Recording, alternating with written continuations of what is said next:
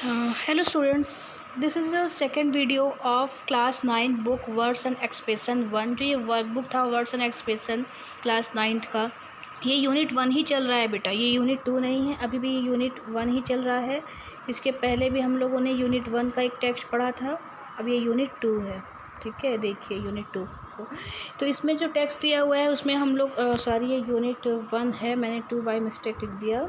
ये UNIT ये unit है 1 ही, टेक्स्ट 2 है। इसमें हम ह्यूमनॉइड रोबोट के बारे में पढ़ेंगे, सोफिया बैक इन इंडिया। तो यहाँ पे दिख रहा है, लिखा हुआ है कि शाहरुख खान जो सुपरस्टार हैं उनके जो फ़ैन हैं ना, वो ऐसा नहीं कि उनके फ़ैन सिर्फ ह्यूमन ही हैं, एक रोबोट भी है जो उनका बहुत बड़ा फ़ैन है, जिसके बारे में हम लोग आगे पढ़ेंगे। The creation of American scientist David Hanson of Hanson robotic of Hong Kong, जो उन्होंने बनाया था, सोफिया नाम के एक रोबोट को बनाया था।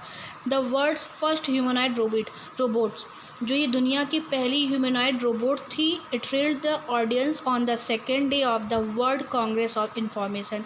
ये कहाँ गई थी सेमिनार के लिए, कहाँ गई थी? सेकेंड डे ऑफ द जो world congress of information technology था, WCIT 2018 में, with her witty answer to the rapid fire queries.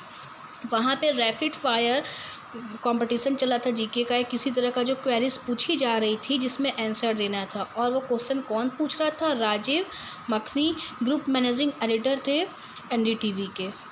ठीक है, कहने का मतलब यहाँ पे है कि एक जो सोफिया नाम की रोबोट है वह दुनिया की पहली अच्छी रोबोट थी, जो हांगकांग के साइंटिस्ट डेविड हैंसन ने बनाया था। वह पहली बार कहाँ गई थी सेमिनार के लिए? मीटिंग थी उसकी world Congress on information technology 2018 में, जहाँ पे उसे रैपिड फायर क्वेरीज, मतलब बिना समय दिए तुरंत या 5 सेकंड का समय दिए ही आगे करके फटाफट क्वेश्चन पूछा जाता है और आंसर देना होता है। तो वहाँ वो गई थी, तो वहाँ उसे क्या क्या क्वेश्चन पूछा गया हम लोग यहाँ पे वही पढ़ेंगे। जब पूछा गया कि उसका फेवरेट एक्टर कौन है इंडिया में, उसने बोला था सोफिया ने आंसर दिया शाहरुख खान ने बताया था। ठीक है दोस्तों, ऑडियंस ने बहुत अपलॉड लाउडली, मतलब बहुत क्लैपिंग किया था। To the question about the perfect place, घूमने के लिए सबसे अच्छा जगह उसने पूछा, तो उसने बताया था स्पेस, मतलब उसे स्पेस में जाना पसंद था, फेवरेट प्लेस था। And the person she would like to be in company, और जब उसे कहीं जाना हो किसी आइलैंड में, तो वो अपने क्रिएटर के साथ जाएगी, डेविड के साथ जाएगी जिसने उसको बनाया है।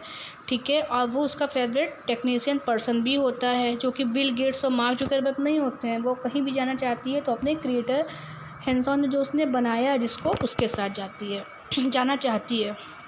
और जब उससे पूछा जाता है कि वो दुनिया में क्या चेंज करना चाहती है, तो सोफिया रिप्लाई करती है कि she would like people to develop a feeling of love for all. अब वो ये चाहती है कि वो पूरी दुनिया में यह डेवलप कर सके कि सभी व्यक्ति के दिल में सभी के लिए प्यार हो जाए। ठीक, the humanoid robot which use artificial intelligence to understand the question and answer then set the wanted to use robotic fight for the. और जो उसके क्रिएटर होते हैं हैंड्स, उनका कहना होता है कि वो जो रोबोटिक का जो ये उसको बनाए रहते हैं सोफिया को, इनका एक और एम रहता है बनाने का कि वो ह्यूमन के अधिकार के लिए लड़ सके। ठीक है, और ये जो लोगों में एक दूसरे को हराने की क्षमता और एक दूसरे से आगे जाने की क्षमता, जो रेस लगी रहती है एक दूसरे को गिरा के आगे बढ़ने की, जो लोगों के विचार, इसको वो ख़त्म कर सके, इसको वो किल कर सके। ठीक है, लेकिन फिर भी वो बोलती है सोफिया कि I was told humans have great sense, लेकिन सोफिया बोलती है कि ह्यूमन जो होते हैं उनके पास काफ़ी सेंस और ह्यूमर होता है। उसके बाद सेकेंड टाइम जब सोफिया इंडिया में आई थी तो मुंबई में आई थी।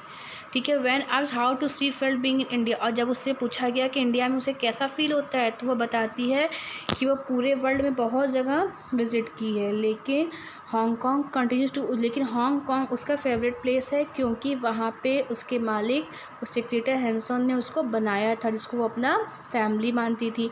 और हैंसन ने और भी रोबोटिक्स बनाए थे, इसलिए वो उन्हीं की फैमिली थी, मतलब वो उसको लगता था कि हांगकांग में मेरी फैमिली है और मुझे बनाने वाला मेरा क्रिएटर है, इसलिए उसे हांगकांग बहुत पसंद था। She hopes that someday she would be in the position to express her emotions feelings, और उसे ये लगता है कि एक दिन ऐसा भी आएगा जब वो एक रोबोट तो रहेगी लेकिन अपने फीलिंग को और इमोशंस को एक्सप्रेस कर पाएगी। ठीक है।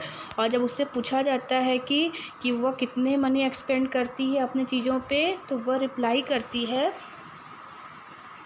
देखिए यहाँ पे है, वह रिप्लाई करती है कि उसके पास कोई बैंक अकाउंट नहीं है, क्योंकि वो अभी सिर्फ 2 इयर्स की है। उसके कहने का मतलब रहता है कि वो 2 इयर्स की रहती है। तो जैसे कि आपने पता है ना कि वैलिडिटी किसी चीज़ की होती है, तो अभी वो मतलब कि मान लीजिए उसके जो भी फंक्शंस में डाले गए होंगे वो 5 साल के लिए होंगे, या 10 सालों के लिए, या 20 सालों के लिए, तो वह अभी सिर्फ 2 साल की रहती है, बताती है। और कहती है कि जो वो 2 साल की है, वो एज उसका लीगल नहीं है बैंक अकाउंट को ओपन करने के लिए, ठीक है।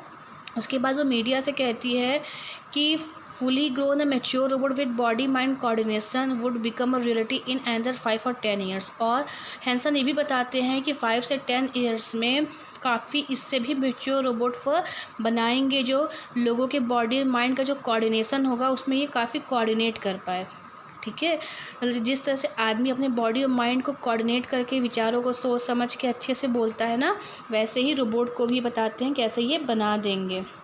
आगे देखिए, on his journey with Sophia in the last 2 years he said it was a great progress, ठीक है।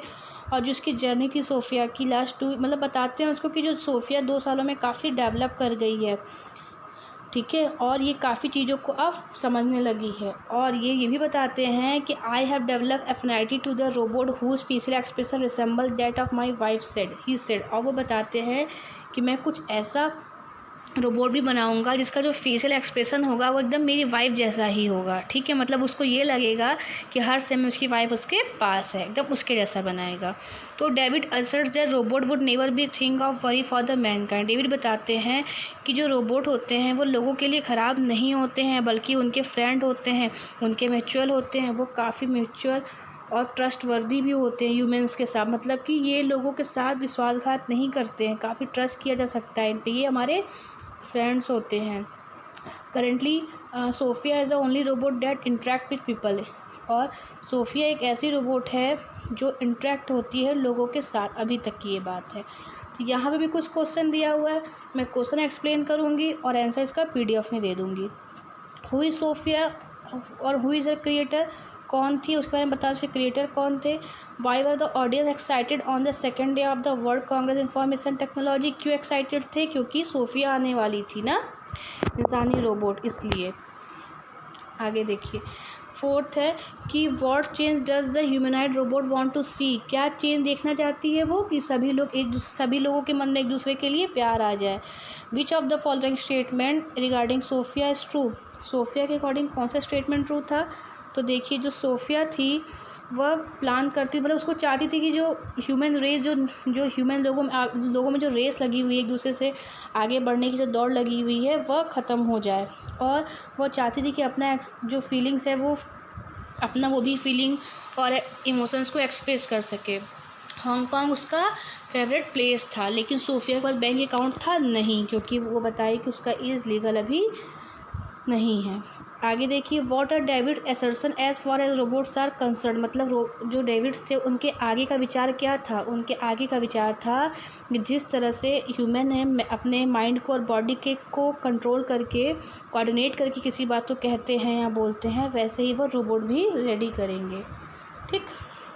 यहाँ देखिए कुछ एक्सरसाइज दी है कि यहाँ पे कुछ वर्ड्स दिए हुए थे, ठीक है। Sadly, unfamiliar, quite likely, in a casual, काम एंड रिलैक्स्ड मैनर।